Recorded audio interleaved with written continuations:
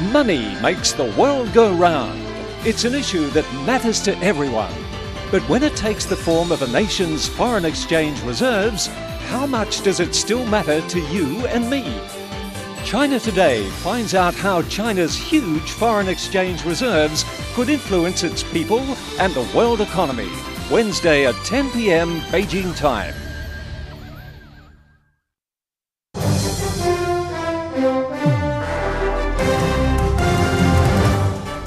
Welcome back. China's foreign currency reserves have now exceeded those of Japan. That makes China the world's largest holder of foreign exchange reserves. And that figure is soon expected to reach $1 trillion. We will explore the topic further today, but first, some history. The growth of China's foreign exchange reserves picked up in the 1990s, but slowed after 1998. And over the past 6 years, the second wave of growth has been phenomenal. During this time, the reserves have increased with rising momentum. Since 2004, the annual increase has been around 50%. And in February, China's foreign currency reserves surpassed those of Japan. They are now the world's largest. And the reserves aren't just in dollars. The head of the Administration of Foreign Exchange, Hu Xiaolian, says that China has been diversifying its reserve currencies for quite a few years now. They now include euros, the Japanese yen, and the newly added South Korean won. But U.S. dollars still form the bulk of the reserves. The colossal reserves have touched off a lot of debate. Chinese themselves are divided on the management and use of the wealth.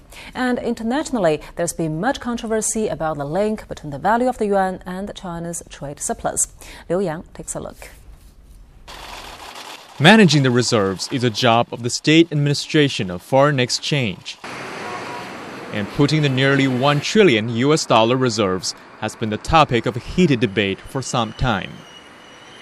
We proposed a long time ago, if the government can issue the bond and buy the currency, foreign exchange from central bank, then we can fill in the gap of social security funds. If we use foreign currency reserves for domestic use, we potentially will lose our flexibility of paying international liabilities. And also the exporters' credit.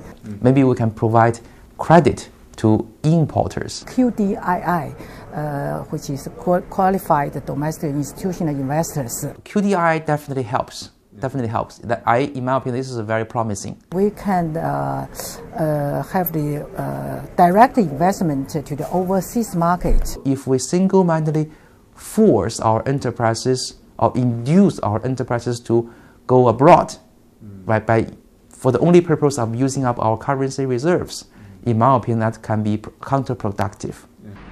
In spite of all the debate, the administration has been keeping its lips sealed. Meanwhile, in the rest of the world, some people don't seem to be too happy with China's reserves level. There are complaints that China has been buying foreign currencies to keep yuan artificially low. And it is a cheap yuan that guarantees China its huge trade surplus. But from the perspective of some Chinese economic experts, there is a different story. Some question the term made in China. They say in most cases it should be processed and assembled in China. 1/5 of export revenues covers the cost of imported materials. Another factor is China's high personal savings rate. This is linked to providing for children and the future. To save, many Chinese prefer cheap domestic products to expensive imports. Relatively low demand for imports is one of the reasons for China's trade surplus. The interplay of the numerous factors make it unlikely that the situation will be resolved soon. The only thing experts agree is that Chinese forex reserves will continue to grow as the country develops in its own way. Liu Yang, CCTV.